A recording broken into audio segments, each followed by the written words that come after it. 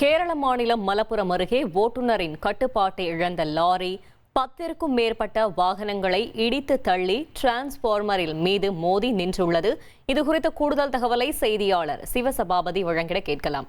சிவசபாபதி வணக்கம். இந்த விபத்து சம்பவம் தொடர்பான முழு தகவலை சொல்லுங்க.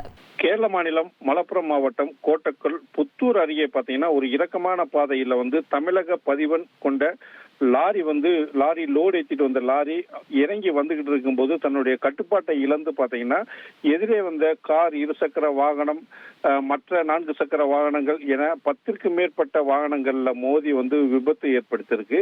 இந்த விபத்துல பாத்தீங்கன்னா 10க்கும் மேற்பட்டோர் படுகாயம் அடைஞ்சிருக்காங்க. இதுல ஒரு 9 வயது சிறுமியும் அடக்கம் அப்படின்னு சொல்லலாம். கட்டுப்பாட்டை இழந்த வாகனங்களை இடித்து சென்ற கார் அதாவது சாலை ஓரத்தில் நின்றிருந்த மின் கம்பத்தையும் இடிச்சு அருகில் இருந்த ஒரு மின் டிரான்ஸ்பார்மர் மேல மோதி இந்த லாரி நின்றுருக்கு. இதனால ஒரு பெரும் விபத்து தவிர்க்கப்பட்டிருக்குன்னே சொல்லலாம்.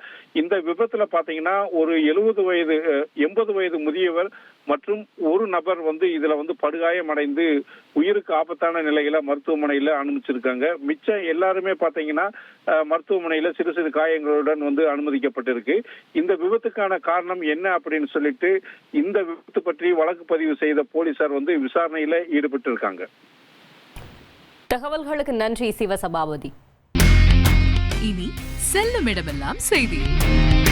தந்தை டிவியின் வாட்ஸ்அப் சேனலை ஃபாலோ பண்ணினா செல்ல இருக்கும் இடமெல்லாம் செய்தி.